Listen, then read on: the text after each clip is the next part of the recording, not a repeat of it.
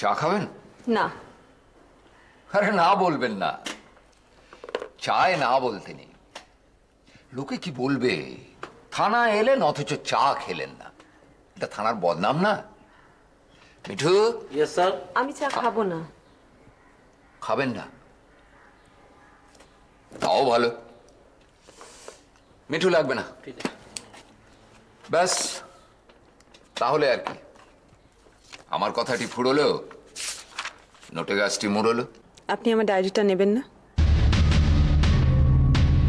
এক কথা এই নিয়ে 52 বার বললেন, লাভ হলো কি? হলো না, কারণ এই নিয়ে লেখার কিছু নেই। মানে?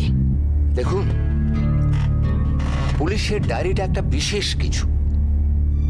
এটা আপনার ওই প্রতিদিনকার হাবিজাবি লেখার খাতা নয়। সারাদিন দেখিলাম জামরুল গাছে অনেক পলাশ ফুটে আছে, যত সব। তার মানে আপনি কি বলতে চাইছেন আমি বানিয়ে বলছি? না না, বানাবেন কেন? যা বানাবার তা তো বানিয়ে এসেইছেন। আমি মিথ্যে কথা বলার জন্য এখানে এসে আপনাকে... দেখুন, আমি আপনার খুব কাছে বসে আছি। তাছাড়া পুলিশের কান ভীষণ শার্প হয়, কেন জানেন? লোকে তো ঘুষের কথা ফিস ফিস করেই বলে, তাই বলছি চেঁচাবেন না। আপনার কি মনে হয় বলুন তো, আমি মিথ্যে অভিযোগ নিয়ে আপনার কাছে এসেছি? আমি পুলিশ, তাই আবার পাকে ডোবা পুলিশ। আপনি সত্যি কথা বলছেন না মিথ্যে, আমি কি করে বলবো বলুন? তবে আমার 24 বছরের অভিজ্ঞতা বলছে যে এ কেসে লেখার কিছু নেই, তাই লিখবো না। দিনের বেলা প্রকাশ্যে একদল ছেলে বন্দুক নিয়ে আমার উপর ঝাঁপিয়ে পড়লো, আর আপনি বলছেন আমি বানিয়ে বলছি? মিথ্যে? ম্যাডাম, আমার থানা অঞ্চলের নারী নক্ষত্র নখদর্পণে আমার এখানে এরকম দুষ্টুমি কেউ... না না না, আপনার কোথাও একটা ভুল হচ্ছে ম্যাডাম। আচ্ছা, ব্যাপারটা এমন নয় তো যে আপনি ঘুমিয়ে ঘুমিয়ে স্বপ্ন দেখেছেন আর স্বপ্ন দেখে ভয় পেয়ে খাট থেকে পড়ে টরে গেছেন? আপনি তার মানে কেসটা নেবেন না, এই তো? সুটকেস নাকি যে নিতেই হবে? দেখুন, এই নারীবাদীরা শুনলে হয়তো রেগে যাবেন, কিন্তু না বলেও পারছি না। আজকালকার মহিলারা এমন আদেখলা, এমন তাদের চলন বলন।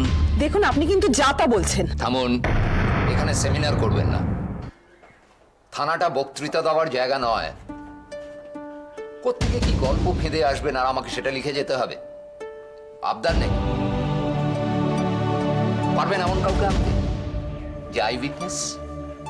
পারবেন? তাহলে যান, গিয়ে নিয়ে আসুন, তারপর লিখ। যান যান, বাড়ি যান, পুলিশের অনেক কাজ করতে দিন।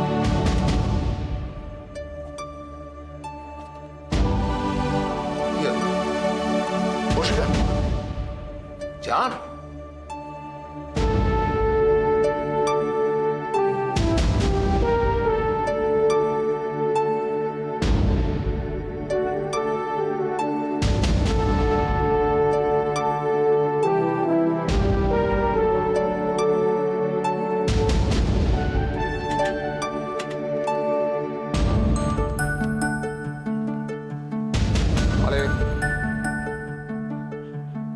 হ্যাঁ হ্যাঁ, আমি সত্যমের মামা।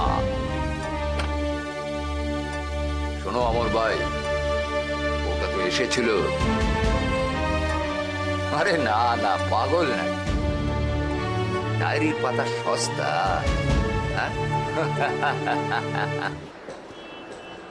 दोस्त दोस्त ना रहा, प्यार प्यार ना रहा, जिंदगी हमें तेरा एतबार ना रहा, एतबार ना रहा। বুঝলি হরি, এই ছোট্ট একটা জিনিস গোটা পৃথিবীটাকে তোর আঙুলের মধ্যে এনে দিয়েছে, তাই না? আরে কি ও, হ্যাঁ? ছেলেবেলায় একটা ধাঁধা শুনেছিলাম, ও পাড়ায় বুড়ি মরল, এ পাড়ায় গন্ধ চড়ালো, কি কাঁঠাল কাঁঠাল। তেমনি দেখ, ও পাড়ায় রিপোর্ট করলো, এ পাড়ায় খবর ছড়ালো, কি বলতো? আমার মান্তু সোনা দু এক পাত্তর চড়িয়ে দেওয়ার পর মান্তু সোনা কেঁদে উঠলে না আমার মটকা হেভি গরম হয়ে যায় ভাই। নেশা জমে উঠলে এইসব হলে না বহুত মটকা গরম হয়ে যায়, তখন নো ধান্দা। কিন্তু এমনি সময় সব ঠিক সময় ধুম মচা দে ধুম। আজ তুমি খুব মুডে আছো মনে হচ্ছে। ঠিক ধরেছিস, খুব মুডে আছি। মনে কর হরি, তোর ছোটবেলায় তুই খুব ভালো ফুটবল খেলতিস, হ্যাঁ, বয়স হয়ে গেছে, এখন আর সেরকম খেলতে পারিস না। এরকমই হঠাৎ একদিন তুই মাঠে নেমে পড়লি, দেখছিস কি? হ্যাঁ, পারছিস পারছিস, স্কিল ড্রিবল সব ঠিক আছে। কিরে এই বেটা, তোর কেমন লাগবে? ভালো লাগবে তাই না? বুঝলাম না। জানতাম বুঝবি না। অনেকদিন পরে ওই ঠ্যাঙা পুলিশটা কাজে এলো, বুঝলি? চারদিকে ভদ্রলোকের সংখ্যা বেড়ে গেছে, কেস কামারিও কম। আমি ভেবেছিলাম লোকটা বোধহয় আমায় ভুলে গেছে, কিন্তু না, ঠিক মনে রেখেছে। এ দোস্তি हम नहीं छोड़ेंगे, तोड़ेंगे दम मगर तेरा साथ ना छोड़ेंगे। তোমার একটা কথা আমার মাথায় ঢুকছে না। বিধবাটা থানায় গেছিল ডায়েরি করতে, তারপর নেয়নি। থানায় কি ডায়েরি লেখে নাকি রে? ডায়েরি তো বাড়িতে বসে খাটের ওপর শুয়ে শুয়ে পা নাচাতে নাচাতে লেখার জিনিস। থানায় ওসব নাই নাকি? নেয়নি? আরে কলকাতার কোন থানায় লিখবে? ভাবতে ভাবতে রাত ভোর হয়ে যাবে। সাহস তো কম না। আরে সেটা তো ভালো রে। হ্যাঁ, পুলিশ সময় মাথা যদি একটু ছটফট না করে তাহলে কি ভাল লাগে? আরে একটা কাজ কর, তুই জিতকে বলে থানার ওই অফিসারটাকে একটু সুগন্ধি মাখানোর ব্যবস্থা কর। হ্যাঁ? আমি দেখি ওই বিধবার জন্য কি গান গাওয়া যায় বলতো? चुरा लिया है तुमने जो दिल को, नजर नहीं चुराना सनम।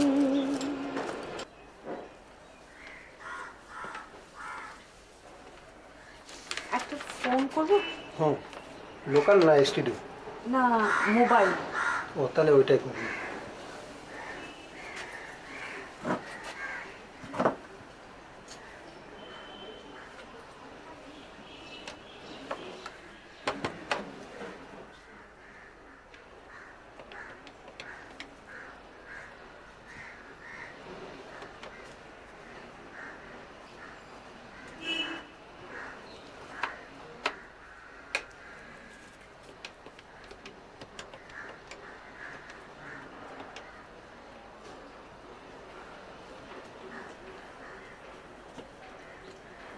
হ্যালো, আপনি কিংসুক বাবু বলছেন?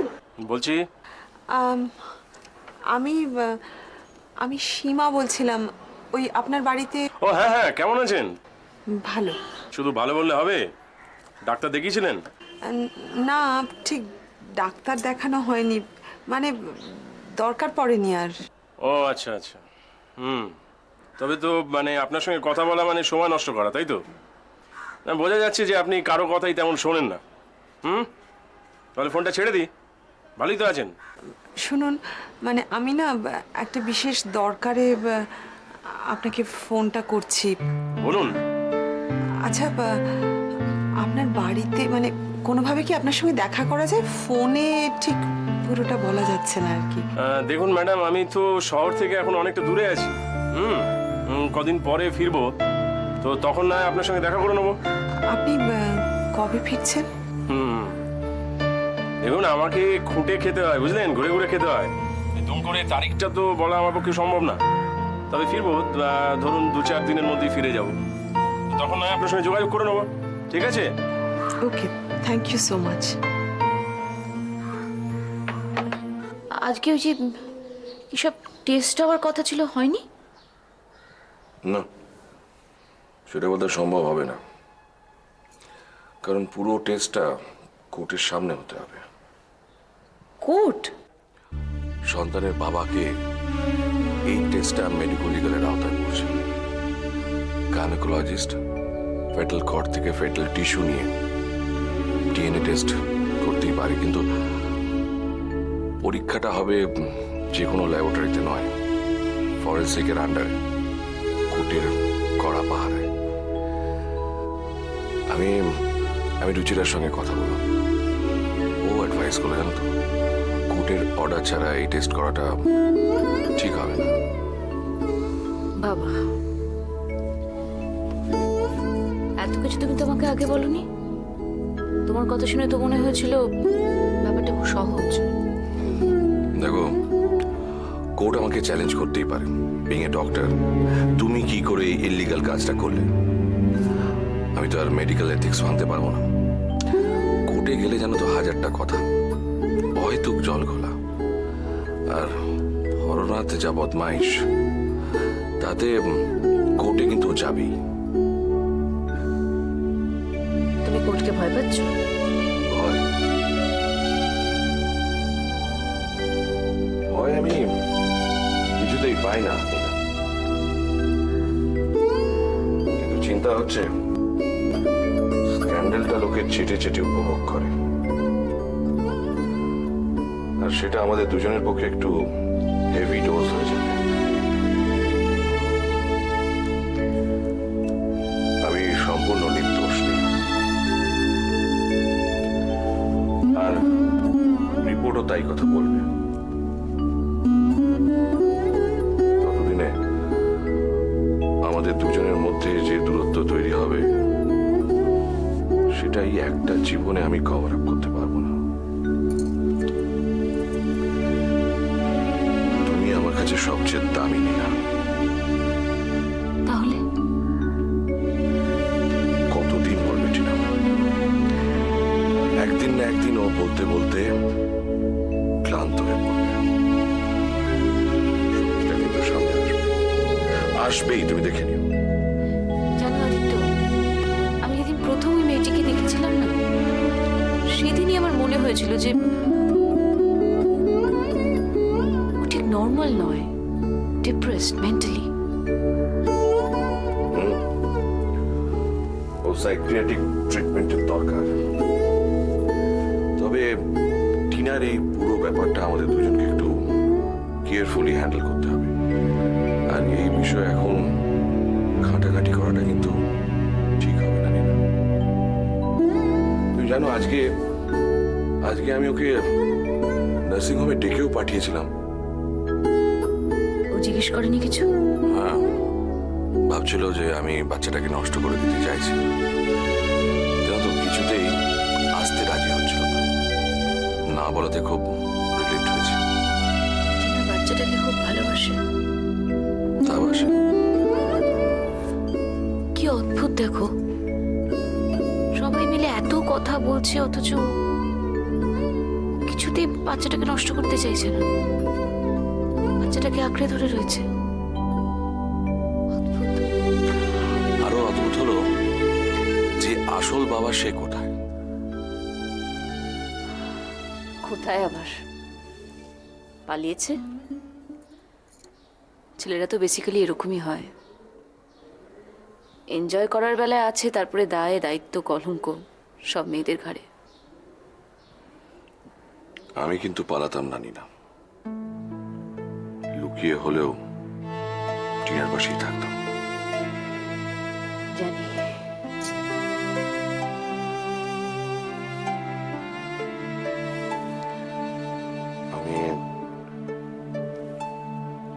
আমি নির্দোষ।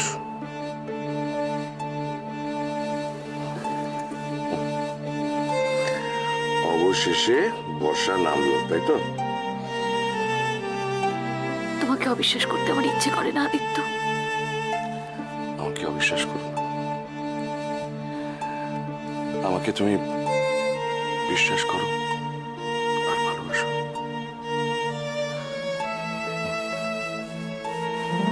জিও লেগেছে। ওমা, সে কি?